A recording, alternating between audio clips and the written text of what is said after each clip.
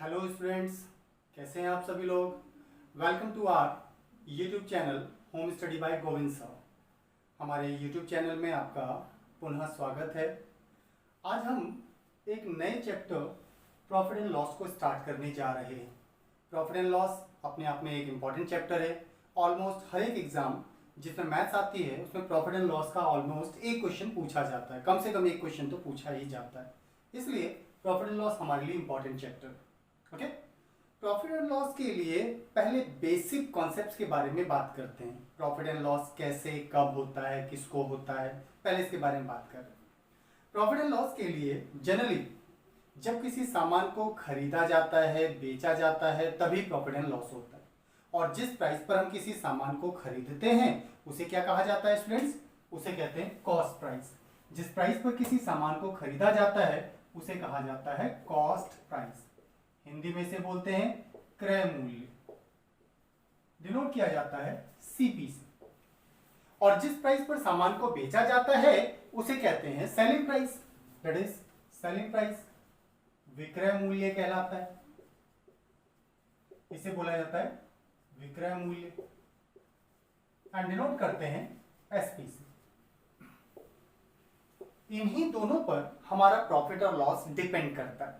Okay, अब खरीदने और बेचने के प्राइसेस पर प्रॉफिट एंड लॉस डिपेंड करता है। अगर किसी सामान को कम प्राइस में खरीद के ज्यादा में बेच दिया जाए, कम में खरीद के ज्यादा में बेच दिया जाए तो प्रॉफिट हो गया, लॉस तब होता है प्रॉफिट। प्रॉफिट मतलब लाभ। कितने रुपीस का प्रॉफिट होगा? Profit in terms of rupees. कितने रुपीस का प्रॉफिट? तो कम में खरीद के ज्यादा में बेच रहे हैं, इन्हीं दोनों का अंतर हमारा प्रॉफिट हो जाएगा। That means selling price minus cost price हमारा प्रॉफिट होता है। और profit in terms of percentage की बात करें, कितने परसेंट का प्रॉफिट होगा, तो हमने परसेंटेज के चैप्टर में सीखा था जिसके बारे में पूछा गया प्रॉफिट को परसेंटेज में बदलना है, इसका मतलब प्रॉफिट के बारे में पूछा गया है तो profit in terms of rupees को ऊपर रखिए। प्रॉफिट और लॉस कौन से प्राइस पर होता है? प्रॉफिट और लॉस उस प्राइस पर कैलकुलेट करते हैं जो सामान को खरीदने के लिए हमने इन्वेस्ट किया, और इन्वेस्टमेंट हमारा कॉस्ट प्राइस होता है। इसका मतलब प्रॉफिट और लॉस कॉस्ट प्राइस पर कैलकुलेट किया जाता है। ओके, तो प्रॉफिट अपॉन सीपी, क्योंकि परसेंटेज में बदलना है तो into 100, that's the profit percentage. Clear? अब अगर आपके पास प्रॉफिट परसेंटेज हो, कॉस्ट प्राइस हो, तो ऑब्जेक्ट का सेलिंग प्राइस डिसाइड किया जा सकता है। सेलिंग प्राइस होता है कॉस्ट प्राइस की। अगर हम बात करें तो मैथमेटिकल टर्म्स में हमने पढ़ा था कोई भी वैल्यू अपने आप में, इनिशियल वैल्यू अपने आप में 100% होती है, तो कॉस्ट प्राइस भी 100% वैल्यू। अगर कॉस्ट प्राइस 100% वैल्यू है तो इस पर जितने परसेंट का प्रॉफिट लेना डिसाइड किया गया है उतना परसेंट प्राइस को बढ़ा देते हैं और सेल कर देंगे, तो ये ऑब्जेक्ट का सेलिंग प्राइस हो जाएगा। यहीं से अगर हमें कॉस्ट प्राइस आइडेंटिफाई करना हो और selling price and profit percentage given हो तो क्रॉस मल्टीप्लाई एप्लीकेबल हो जाएगा। एसपी के साथ इनटू में 100 and divided by 100 plus profit percent, 100 plus profit percent, तो ये हमारा कॉस्ट प्राइस हो जाता है। लेकिन अगर किसी सामान को ज्यादा प्राइस में खरीद के कम में बेचा गया हो तो फिर प्रॉफिट या लॉस? ज्यादा में खरीद के कम में बेचेंगे तो लॉस होगा, और लॉस को कहा जाता है स्टूडेंट्स हानि। कितने? अब हानि इन टर्म्स ऑफ रुपीस कितनी? कितने रुपीस की हानि इन terms of rupees? Loss in terms of rupees, कितने रुपीस का लॉस होगा? तो लॉस होता है क्योंकि सीपी ज्यादा है तो सीपी में से एसपी को माइनस कर देंगे, ये हमारा लॉस हो जाएगा। Clear? Loss in terms of percentage, कितने परसेंट का लॉस होगा? तो हम लॉस को परसेंटेज से बदल रहे हैं, इसलिए loss in terms of rupees ऊपर रहेगा जिसके बारे में पूछा गया, डिवाइडेड बाय जिससे रिलेट करना है। प्रॉफिट और लॉस दोनों ही जनरली कॉस्ट प्राइस पर होते हैं। क्लियर? तो बेस वैल्यू हमारी कॉस्ट प्राइस रहेगी इनटू 100, ये लॉस परसेंटेज हो जाता है। अब जैसे हमने प्रॉफिट के केस में सेलिंग प्राइस आइडेंटिफाई किया था, ठीक ऐसे ही लॉस के केस में अगर हमें सेलिंग प्राइस आइडेंटिफाई करना हो, कितने में बेचा जाएगा, कब? जब कॉस्ट प्राइस और लॉस परसेंटेज अवेलेबल हो। तो कॉस्ट प्राइस तो अपने आप में 100% वैल्यू, जितने परसेंट का लॉस हो रहा है प्राइस को उतना परसेंट रिड्यूस कर देते हैं, और ऐसे में सेल करने पर जो प्राइस निकल के आएगा वो ऑब्जेक्ट का सेलिंग प्राइस हो जाएगा। क्लियर? और अगर selling price and loss percentage के थ्रू हमें कॉस्ट प्राइस आइडेंटिफाई करना हो तो क्रॉस मल्टीप्लाई एप्लीकेबल हो जाएगी। दैट मींस सेलिंग प्राइस के साथ इनटू में 100 divided by 100 minus loss percent, 100 minus loss percent. तो ये हमारे प्रॉफिट एंड लॉस के बेसिक कॉन्सेप्ट्स हैं। क्लियर? प्रॉफिट एंड लॉस के बेसिक कॉन्सेप्ट्स हैं जिनके थ्रू हम क्वेश्चन को सॉल्व करते हैं। लेकिन रिमेंबर स्टूडेंट्स, अगर आप ध्यान दें तो ऑलमोस्ट हर एक फॉर्मूला फॉर्मेट के अंदर इन terms of rupees value included है। सीपीएसपी रुपीज की वैल्यूज है हर एक फॉर्मूले में। इसका मतलब ये हुआ कि जब तक हमें in terms of rupees values दी गई हैं क्वेश्चन के अंदर, तब तक हमारे ये बेसिक कॉन्सेप्ट्स एप्लीकेबल होते हैं। लेकिन जब क्वेश्चन के अंदर रुपीज की कोई वैल्यू नहीं दी होगी और प्रॉफिट लॉस का क्वेश्चन बन रहा हो, तो फिर हमारे ये बेसिक कॉन्सेप्ट्स हो सकता है क्वेश्चन में यूज ना हो, तब हमें किसी दूसरे कॉन्सेप्ट के थ्रू प्रॉफिट या लॉस को फाइंड करना होता है। क्लियर? चलिए अब न्यूमेरिकली इन कॉन्सेप्ट्स को, इन फॉर्मूलों को यूज करने का कॉन्सेप्ट समझते हैं, कैसे यूज किया जाता है। ओके, फॉर्मूला फॉर्मेट के लिए पहला क्वेश्चन लेते हैं। आज का हमारा पहला क्वेश्चन है, profit earn on an object when an object is sold for rupees 690 is equal to the loss beared on the object when it is sold for rupees 480. Find the cost price of the object. वस्तु का क्रय मूल्य बताओ, ये question. Okay, अब इस question के अंदर अगर हम डेटा देखें तो हमें कहा क्या गया, profit earn on an object, किसी वस्तु पर profit earn on an object when it is sold for rupees 690। Sold for rupees इसका मतलब बेचा गया है।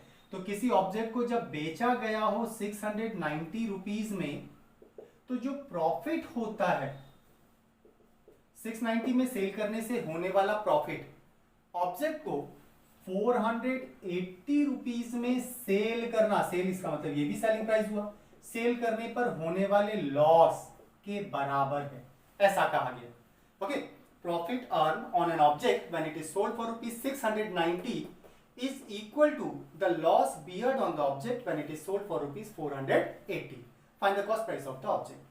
किसी वस्तु को 690 रुपए में बेचने पर होने वाला लाभ वस्तु को 480 रुपए में बेचने पर होने वाली हानि के बराबर है। वस्तु का क्रय मूल्य ज्ञात करो, ये हमारा क्वेश्चन। क्लियर? चलिए क्वेश्चन को देखें तो हमें क्वेश्चन में कहा गया था 690 में सेल करना, 480 में सेल करना। कितने ऑब्जेक्ट्स के बारे में बात करें, एक या दो, कितने ऑब्जेक्ट्स? एक्चुअली हम एक ही ऑब्जेक्ट की बात कर रहे हैं। एक ही ऑब्जेक्ट को 690 में सेल करने से होने वाला प्रॉफिट उसी ऑब्जेक्ट को 480 में सेल करने से होने वाले लॉस के बराबर है। इसका मतलब एक ही ऑब्जेक्ट के बारे में बात कर रहे हैं, सेम ऑब्जेक्ट है हमारा, एक ही ऑब्जेक्ट। अब सेम ऑब्जेक्ट के लिए अगर हम सेलिंग प्राइस के थ्रू प्रॉफिट आइडेंटिफाई करते हो, प्रॉफिट कब होता है, जब ऑब्जेक्ट को कम में खरीद के ज्यादा में बेचा जाता है। इसका मतलब सेलिंग प्राइस ज्यादा होगा, कॉस्ट प्राइस कम होगा, इन दोनों का डिफरेंस प्रॉफिट होता है। क्लियर? लॉस कब होता है, जब ज्यादा में खरीद के कम में बेचा जाएगा तो लॉस होगा। इसका मतलब ज्यादा में खरीदा तो कॉस्ट प्राइस ज्यादा होगा, कम में बेचा जाएगा तो सेलिंग प्राइस कम होगा, तो सीपी माइनस एसपी लॉस हो जाएगा।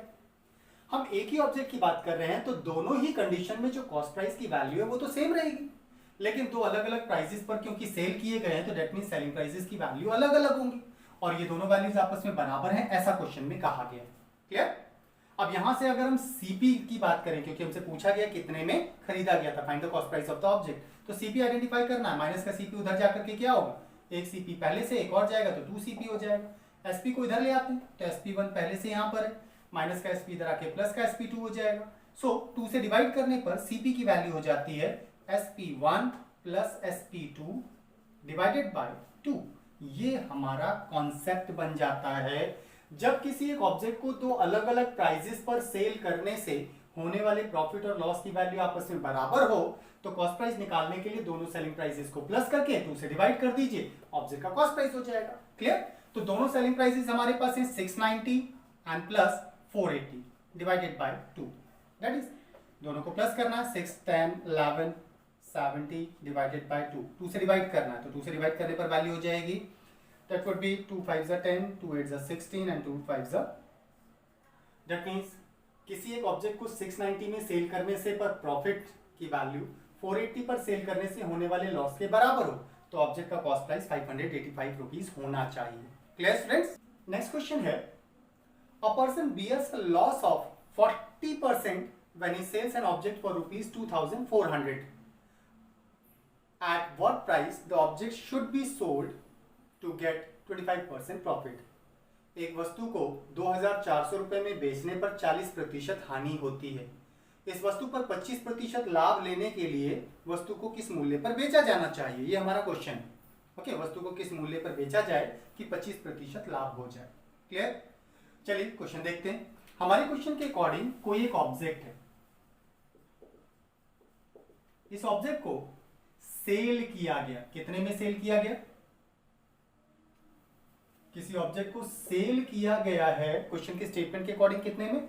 2400 रुपीज में सेल किया गया। 2400 रुपीज में सेल करने पर लैंग्वेज के अकॉर्डिंग क्वेश्चन में कहा गया कितना? 40% का लॉस होता है, ऐसा कहा गया। ओके, अब खरीदा कितने में गया था ये तो हमें बताया नहीं गया, कॉस्ट प्राइस कितना था हमें नहीं बताया गया। हमें कहा गया कि 2400 में सेल करने पर 40% लॉस होता है, कॉस्ट प्राइस नहीं मालूम। इसी ऑब्जेक्ट को, जब सेम ऑब्जेक्ट है तो दोनों कंडीशन में कॉस्ट प्राइस तो सेम ही रहेगा। इसी ऑब्जेक्ट को किस प्राइस पर सेल करें, किस प्राइस पर सेल करें कि 25% का प्रॉफिट हो जाए, 25% का प्रॉफिट हो जाए, ये क्वेश्चन। किसी ऑब्जेक्ट को 2400 में सेल करने पर 40% का लॉस होता है, उसी ऑब्जेक्ट को किस प्राइस पर सेल करें कि 2500 का प्रॉफिट हो जाए। क्लियर? चलिए क्वेश्चन देखें। कॉस्ट प्राइस पर 40% लॉस होने का मतलब कॉस्ट प्राइस अपने आप में 100% वैल्यू, ये 100% वैल्यू, 40% लॉस का मतलब प्राइस को 40% कम करके सेल किया गया होगा। तो कितने परसेंट पर सेल किया गया होगा? इसका मतलब ऑब्जेक्ट को 40% कम करने का मतलब 60% पर सेल कर दिया गया होगा। 60% पर सेल किया गया, इसका मतलब 60% की वैल्यू 2400 होगा। अब पूछा गया है कि किस प्राइस पर सेल करें कि 25% का प्रॉफिट हो जाए। कॉस्ट प्राइस पर ही तो प्रॉफिट होगा, कॉस्ट प्राइस 100% है, 25% का प्रॉफिट लेना है, तो इसका मतलब प्राइस को 25% बढ़ाकर सेल करेंगे। 100 + 25 दैट मींस 125% पर सेल किया जाएगा। तो 125% पर सेलिंग प्राइस कितना होगा ये हमसे पूछा गया। Clear friends? 60% की वैल्यू ये है तो 125% की वैल्यू निकाल दो, ये सेलिंग प्राइस हो जाएगा। दैट मींस 60% की वैल्यू अगर 2400 है तो फिर 125% की जो भी वैल्यू आप निकालेंगे वही ऑब्जेक्ट का सेलिंग प्राइस हो जाएगा। तो 125% कितना होता है? तो 2400 60% की वैल्यू तो 1% दिस वन, 125 कितना हो जाएगा? Multiplied by 125। सिंपलीफाई करते हैं, 0 6 4 24 40 125 4 500 that means 5000।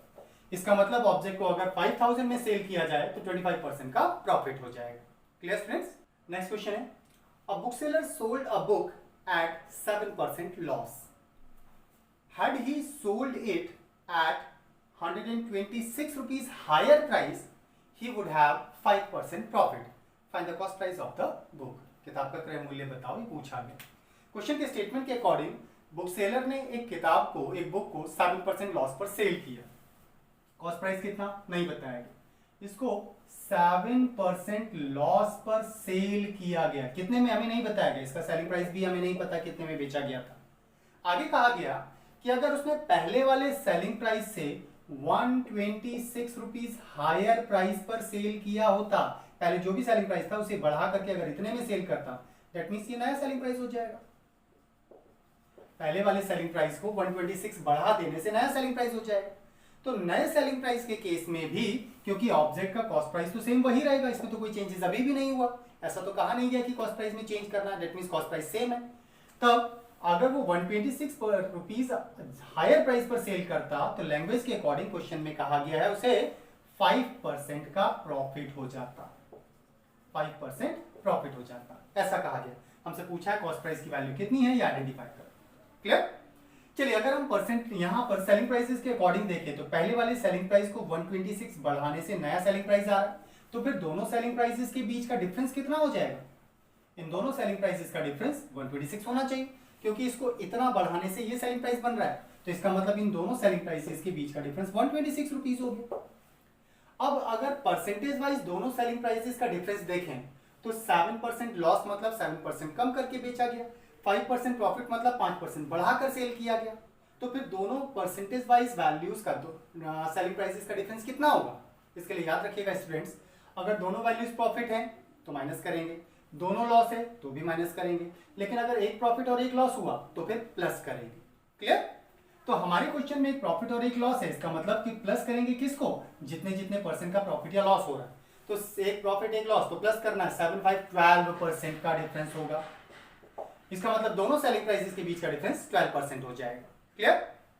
That means percentage wise difference 12% है, इन टर्म्स ऑफ रुपीज डिफरेंस 126 है, तो ये वैल्यू इसके बराबर होनी चाहिए। अगर 12% इतना है तो कॉस्ट प्राइस तो अपने आप में 100% वैल्यू होती है, तो 100% कितना है इसको निकाल दीजिए, ऑब्जेक्ट का कॉस्ट प्राइस हो जाएगा।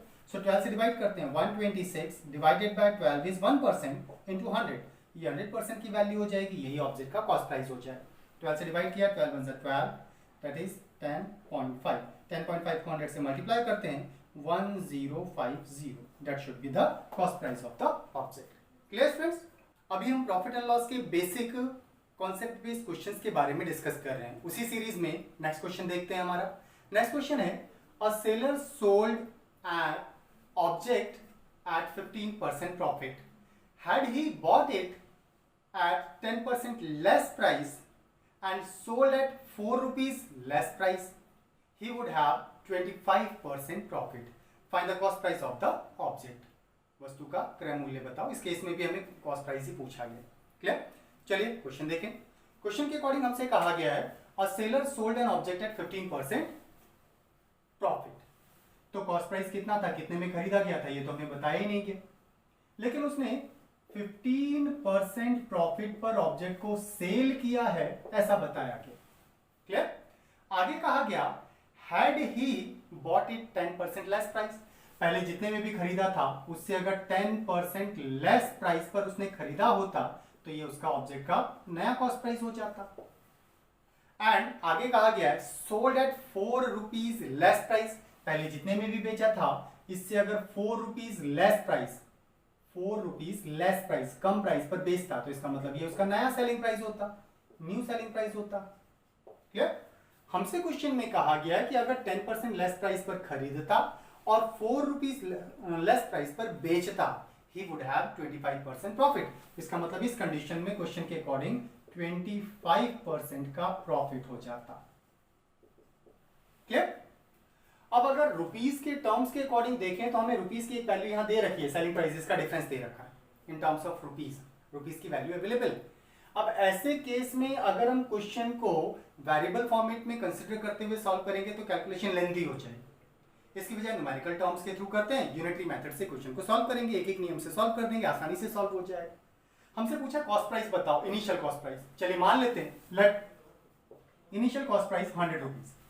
मान लेते हैं उसने 100 रुपए का सामान खरीदा। अगर उसने 100 में खरीदा है, 100 में खरीदा है, तो 15% के प्रॉफिट पर बेचा कितने में होगा? पहले 115 में सेल कर दिया होगा। क्लियर?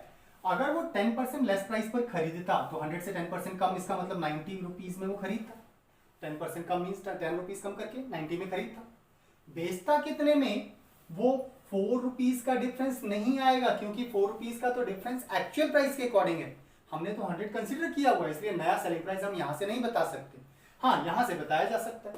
अगर कॉस्ट प्राइस हमारा 90 है तो 25% प्रॉफिट के बाद सेलिंग प्राइस कितना होगा उसको निकाला जा सकता है। तो 90 रुपीज का 25%, that means 1/4, that would be 22.5। तो 90 का 22.5 कर लेते हैं, ऐड कर देते हैं, तो दैट वुड बी 112.5 रुपीज। इसका मतलब 112 रुपए 50 पैसे में सेल किया होगा। क्लियर? इस स्टेज तक जो हमने डेटा कंसिडर करके सॉल्व किया है, कैलकुलेशन सही है या नहीं, इसके लिए अगर आप ध्यान दें तो पहले वाले सेलिंग प्राइस से नया वाला सेलिंग प्राइस कम है, तो हमारी कैलकुलेशन के बाद भी नया सेलिंग प्राइस कम ही आना चाहिए। तो 115 से 112.5, इसका मतलब कम हो गया। हमारे अकॉर्डिंग कितना कम हुआ है? अकॉर्डिंग टू अस, हमारे अकॉर्डिंग 115 से 112.5, इसका मतलब 2.5 रुपीज कम हो गया हमारे अकॉर्डिंग। ओके, हमारे अकॉर्डिंग जब हम 100 रुपीज का कॉस्ट प्राइस कंसीडर कर रहे हैं तो पूरी सर्कमस्टेंसेस के बाद पहले वाले सेलिंग प्राइस से नया वाला सेलिंग प्राइस 2.5 रुपीज कम हो रहा है। इसका मतलब डिफरेंस ऑफ सेलिंग प्राइसेस हमारे अकॉर्डिंग निकल के आया 2.5 रुपीज का। ओके, कब? जब हमने कॉस्ट प्राइस लिया था 100 रुपीज का। तो 2.5 रुपीज के डिफरेंस पर कॉस्ट प्राइस 100 रुपीज है, लेकिन क्वेश्चन के अकॉर्डिंग तो डिफरेंस कितना है? 4 रुपीज का। तो 4 रुपीज के डिफरेंस पर कॉस्ट प्राइस कितना होगा उसको आइडेंटिफाई कर देते हैं। 2.5 पर इतना, तो 1 पर कितना होगा? Divided by 2.5। 4 पर कितना हो जाएगा? इंटू 4, डेसिमल 0, 25, 40, 4 जा 160। इसका मतलब ऑब्जेक्ट का कॉस्ट प्राइस 160 रुपीज रहा होगा। क्लियर? तो इस पूरे सर्कमस्टेंसेस के थ्रू क्वेश्चन को कंसीडर अगर करना हो तो वेरिएबल फॉर्मेट में कंसीडर करते हुए सॉल्व करना ज्यादा आसान हो रहा है, इसलिए हमने वेरिएबल कंसीडर करके सॉल्व किया। नेक्स्ट क्वेश्चन है, on selling 80 objects, a person bears a loss equal to the selling price of 10 objects. Find his loss percentage. 80 वस्तुओं को बेचने पर एक व्यक्ति को 10 वस्तुओं के विक्रय मूल्य के बराबर हानि होती है। वस्तु का फाइंड हिज लॉस परसेंटेज, उसका हानि प्रतिशत बताओ, ये हमसे पूछा गया। ओके, चलिए क्वेश्चन देखते हैं। हमारे क्वेश्चन के अकॉर्डिंग टोटल ऑब्जेक्ट्स कितने सेल किए गए? टोटल सोल्ड ऑब्जेक्ट्स कितने सेल किए गए?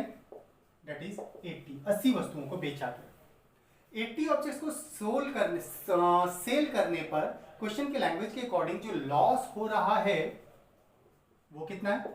Loss is equal to the selling price of 10 objects. Selling price of 10 objects. Question के according selling price of 10 objects के बराबर लॉस हो रहा है। अगर हमें एक ऑब्जेक्ट का सेलिंग प्राइस पता हो तो 10 ऑब्जेक्ट का सेलिंग प्राइस बता सकते हैं, उससे लॉस निकल आएगा कितना। तो एक ऑब्जेक्ट का सेलिंग प्राइस पता होने पर 80 को कितने में बेचा, वहां से सेलिंग प्राइस भी निकल आएगा। तो चलिए हम कंसीडर कर लेते हैं, let selling price of 1 object. एक ऑब्जेक्ट का सेलिंग प्राइस हम 1 रुपीज ही कंसीडर कर लेते हैं, लेट आसानी से सॉल्व होगा। एक ऑब्जेक्ट को हमने 1 रुपए में खरीदा, बेचा सॉरी। अगर हम हर एक ऑब्जेक्ट को 1-1 रुपए में बेच रहे हैं तो 80 ऑब्जेक्ट्स को कितने में बेचा होगा हमने? दैट वुड बी 80 रुपीज में सेल किया होगा। दैट मींस सेलिंग प्राइस हो गया 80 रुपीज। अब सेलिंग प्राइस ऑफ 10 ऑब्जेक्ट्स के बराबर लॉस हो रहा है। एक ऑब्जेक्ट का सेलिंग प्राइस हम 1 रुपीज ले रहे हैं तो 10 का सेलिंग प्राइस कितना हो जाएगा? 10 रुपीज। इसका मतलब 80 रुपीज सेलिंग प्राइस, 10 रुपीज का लॉस। तो कॉस्ट प्राइस कितना रहा होगा उसको बताया जा सकता है। कॉस्ट प्राइस होता है selling price. Cost price selling price से ज्यादा होगा या कम? लॉस के केस में, लॉस के केस में ज्यादा में खरीद के कम में बेचा होगा, इसका मतलब सेलिंग प्राइस कम है। तो सेलिंग प्राइस कम है, इसमें लॉस को जोड़ देते हैं, हमारा कॉस्ट प्राइस निकल आएगा। So selling price is 80 and loss is 10। That means 90 में खरीदा होगा, 80 में बेचा जा रहा है, तब उसे लॉस हो रहा है 10 रुपीज का। तो लॉस परसेंटेज कितना होगा ये हमसे पूछा गया है। Find his loss percentage. तो लॉस परसेंटेज होता है loss in rupees, that is 10 divided by CP. CP is 90 into 100, ये उसका लॉस परसेंटेज हो जाएगा। 0 9 से डिवाइड करें, 9 1 9 9 1 9 1/9%।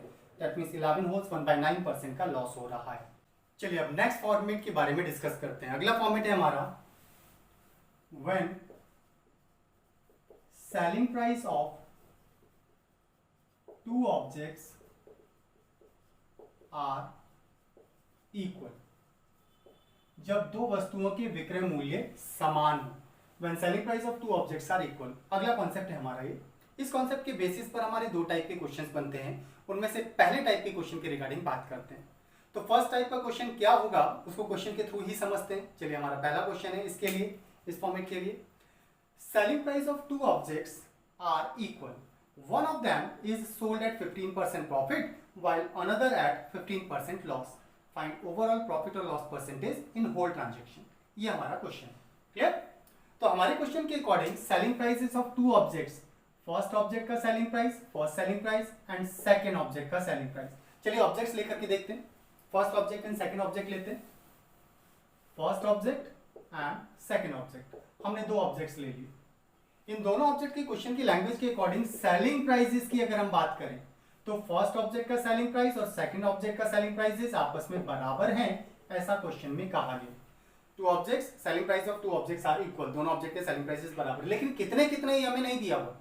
ओके, आगे कहा गया one of them is sold eight 15% profit. इनमें से एक को 15% प्रॉफिट पर बेचा गया है, व्हाइल अनदर एट 15% लॉस, जबकि दूसरे ऑब्जेक्ट को 15% लॉस पर सेल किया गया। क्लियर? एक को 15% प्रॉफिट और दूसरे को 15% लॉस पर सेल किया गया। हमसे पूछा गया है ओवरऑल प्रॉफिट या लॉस परसेंटेज कितना है उसको आइडेंटिफाई करो। ओवरऑल प्रॉफिट या लॉस परसेंटेज को आइडेंटिफाई करना है कितना हो। नाउ क्वेश्चन के अकॉर्डिंग 2 ऑब्जेक्ट के सेलिंग प्राइसेस बराबर होने की कंडीशन दी है, बट सेलिंग प्राइसेस नहीं दिया हुआ है। लेकिन क्वेश्चन में एक स्पेसिफिक कंडीशन बन रही है कि एक ऑब्जेक्ट को तो प्रॉफिट पर सेल किया गया है जबकि दूसरे को लॉस पर सेल किया गया है, लेकिन बराबर परसेंटेज पर। पहले ऑब्जेक्ट को जितने परसेंट के प्रॉफिट पर सेल किया गया है, दूसरे ऑब्जेक्ट को ठीक उतने ही परसेंट के लॉस पर सेल किया गया। क्लियर? ऐसे केस में प्रॉफिट या लॉस आइडेंटिफाई करने का डायरेक्ट कॉन्सेप्ट होता है। कब? जब 2 ऑब्जेक्ट के सेलिंग प्राइसेस बराबर हो, इनमें से एक को जितने परसेंट के प्रॉफिट पर सेल किया गया, तब ओवरऑल प्रॉफिट या लॉस परसेंटेज की वैल्यू होती है जितना भी परसेंट आपको दिया गया है, परसेंटेज डेटा दिया है, उसका स्क्वायर कीजिए एंड डिवाइडेड बाय 100%। जो भी परसेंटेज की वैल्यू दी है प्रॉफिट या लॉस में, उसका स्क्वायर डिवाइडेड बाय 100% लॉस। और ये हमेशा लॉस होगा, इसमें कभी प्रॉफिट नहीं होता, ऑलवेज लॉस होगा। क्लियर? तो जो परसेंटेज का डेटा दिया था उसका स्क्वायर अपॉन 100% के बराबर का लॉस होगा। कब? जब दो ऑब्जेक्ट के सेलिंग प्राइसेस बराबर हो, कॉस्ट प्राइस की बात नहीं कर रहे, सेलिंग प्राइसेस बराबर हो, एक पर जितने परसेंट का प्रॉफिट हुआ है दूसरे ऑब्जेक्ट पर ठीक उतने ही परसेंट का लॉस हो, तो ओवरऑल ट्रांजैक्शन में हमेशा लॉस होगा। और ये लॉस परसेंटेज होता है जो परसेंटेज का डेटा दिया उसका स्क्वायर अपॉन 100% के बराबर। सिंप्लीफाई करते हैं, 15 स्क्वायर इज 225, 100 से डिवाइड करेंगे 2.25% and that is loss. It means इस ट्रांजैक्शन में 2.25% का लॉस हो जाएगा। क्लियर? चलिए इस फॉर्मेट के सेकंड टाइप ऑफ क्वेश्चन के रिगार्डिंग डिस्कस करते हैं जो क्वेश्चन के थ्रू समझेंगे। तो नेक्स्ट क्वेश्चन है हमारा, selling price of two objects are equal, one of them is sold at 40% profit while another at 25% loss. Find overall profit or loss percentage in whole transaction. तो total profit या loss percent कितना हुआ ये identify करने के लिए कहा गया। और इस क्वेश्चन में भी selling price of two objects are equal ऐसा कहा गया है, दोनों ऑब्जेक्ट के सेलिंग प्राइसेस आपस में बराबर हैं ऐसा कहा गया है। तो यहाँ पर भी सेलिंग प्राइसेस बराबर होने की कंडीशन हुई। इसमें जो डेटा दिया गया है उसके अकॉर्डिंग हमसे कहा गया one of them is sold at 40% profit, इनमें से एक को 40% प्रॉफिट पर सेल किया गया है जबकि दूसरे ऑब्जेक्ट को 25% लॉस पर सेल किया गया। एक को 40% प्रॉफिट और दूसरे को 25% लॉस पर सेल किया गया। इस बार प्रॉफिट और लॉस परसेंटेज की वैल्यूज आपस में बराबर नहीं है। जब प्रॉफिट और लॉस परसेंटेज की वैल्यूज बराबर नहीं है तो पिछला कॉन्सेप्ट एप्लीकेबल नहीं रह जाता। सेलिंग प्राइसेस बराबर है लेकिन प्रॉफिट लॉस परसेंटेज बराबर नहीं है। और यहाँ सेलिंग प्राइसेस की वैल्यूज भी नहीं दी गई है। अगर दी भी जाती और सेलिंग प्राइसेस बराबर होता तो भी हम एक स्पेसिफिक कॉन्सेप्ट को यूज कर सकते हैं। तो ऐसे में जो प्रॉफिट या लॉस परसेंटेज की वैल्यूज दी हैं इनको सिंपल फ्रैक्शन में कन्वर्ट कर लेते हैं। तो 40% को अगर आप सिंप्लीफाई करेंगे 40/100 सॉल्व करने पर 2/5 होता है। 25% दैट इज 1/4। ऐसे में जो डिनोमिनेटर की वैल्यूज हैं ये हमारे कॉस्ट प्राइस को डिनोट करेंगे। दैट मींस कॉस्ट प्राइस की वैल्यू पहले ऑब्जेक्ट के लिए 5 है तो दूसरे के लिए 4 हो जाएगा। न्यूमरेटर की वैल्यू प्रॉफिट या लॉस को डिनोट करेगा। इसका मतलब 5 रुपए के ऑब्जेक्ट पर 2 रुपए का प्रॉफिट हो रहा है। अगर 5 पर 2 का प्रॉफिट है तो सेलिंग प्राइस कितना रहा होगा? 5 रुपए के ऑब्जेक्ट पर 2 रुपए का प्रॉफिट होने का मतलब है कि 5 को 2 रुपए बढ़ाकर सेल किया जाएगा, दैट मींस 7 में सेल किया जाएगा। इधर 4 रुपए के ऑब्जेक्ट पर 1 रुपए का लॉस हो रहा है, इसका मतलब 1 रुपए कम करके सेल किया जाएगा तो दैट मींस 3 रुपए में सेल किया जाएगा, 3 रुपीज में उसको सेल किया जाएगा। क्लियर? तो ये हमारी कॉस्ट प्राइसेस और ये सेलिंग प्राइसेस हो गए। लेकिन कंडीशन है कि सेलिंग प्राइसेस बराबर होने चाहिए और यहाँ तो सेलिंग प्राइसेस बराबर नहीं हुए। तो सेलिंग प्राइसेस बराबर नहीं तो बराबर करो, बराबर इनके बनाने हों। तो इनके सेलिंग प्राइसेस को बराबर करने के लिए क्या करें? 7 और 3 को इक्वल करना है, काम करते हैं इधर 3 से मल्टीप्लाई कर देते हैं तो इसके सीपी को भी 3 से मल्टीप्लाई करना होगा और इधर 7 से मल्टीप्लाई कर देते हैं तो इसके सीपी को भी 7 से मल्टीप्लाई कर ले। क्लियर? ऐसे में टोटल सीपी की अगर हम बात करें तो इन दोनों को जोड़ देते हैं, टोटल सीपी हो जाएगा। दैट मींस 7 4 जा 28 एंड 5 3 जा 15, दोनों को प्लस करना है, दैट वुड बी 15 एंड 28 43 हो जाए। इधर 7 3 जा 21, 7 3 जा 21, 21 21 बराबर हो गए, लेकिन कुल मिला के कितने में बेचा गया होगा? 21 21 42। इसका मतलब 43 में खरीद के 42 में बेचा गया है, तो प्रॉफिट या लॉस? इसका मतलब हमें लॉस होगा। 43 में खरीद रहे हैं, 42 में बेच रहे हैं तो लॉस हो गया। कितने रुपीस का लॉस? 43 माइनस 42 दैट इज, लेकिन हमसे कहा लॉस परसेंटेज बताओ तो डिवाइडेड बाय, क्योंकि अब रुपीस में वैल्यूज हमारे पास अवेलेबल है तो बेस वैल्यू हमारे लिए कॉस्ट प्राइस होगा। तो कॉस्ट प्राइस कितना है? That is 43, that means 1/43 into 100% का लॉस होगा। 43 से सिंप्लीफाई तो होना नहीं, तो 43 2 जा 86 बचेगा 14/43% का लॉस होगा। Clear students? तो ये थे हमारे सेलिंग प्राइसेस बराबर होने के केस में दो स्पेसिफिक कंडीशन। क्या कंडीशन है? सेलिंग प्राइसेस बराबर होने पर प्रॉफिट और लॉस परसेंटेज बराबर होगा तो डायरेक्टली हम आंसर दे सकते हैं। लेकिन अगर प्रॉफिट और लॉस परसेंटेज की वैल्यूज बराबर ना हो तो ऐसे में प्रॉफिट और लॉस का जो भी परसेंटेज वैल्यू दी उन्हें फ्रैक्शन में कन्वर्ट कीजिए, डिनोमिनेटर को अपनी तरफ से सीपी लीजिए, न्यूमरेटर प्रॉफिट या लॉस को डिनोट करते हैं, उसके थ्रू सेलिंग प्राइस निकालिए, कंडीशन के अकॉर्डिंग सेलिंग प्राइसेस बराबर कीजिए एंड सिंप्लीफाई करके प्रॉफिट या लॉस आइडेंटिफाई कर दीजिए। क्लियर? वेल स्टूडेंट्स, हम अपने इस सेशन को आज के लिए यहीं पर वाइंड अप करते हैं। अगले लेक्चर में हम इसके आगे के कॉन्सेप्ट्स को डिस्कस करेंगे। जैसा कि आप लोग जानते हैं कि कोरोना महामारी ने पैर पसार रखे हैं, सो प्लीज़ अपने अपने घरों में रहिए, stay home and be safe. YouTube channel को सब्सक्राइब कीजिए। हमारे यूट्यूब चैनल का एड्रेस है home study by Govind sir. साथ ही हमें टेलीग्राम पर ज्वाइन कीजिए और हमारा टेलीग्राम एड्रेस है दिस वन। इसके अलावा हमारे फेसबुक पेज को लाइक कीजिए। हमारा फेसबुक पेज का एड्रेस सेम वही है जो हमारे यूट्यूब चैनल का एड्रेस है, that is home study by Govind sir. Thank you.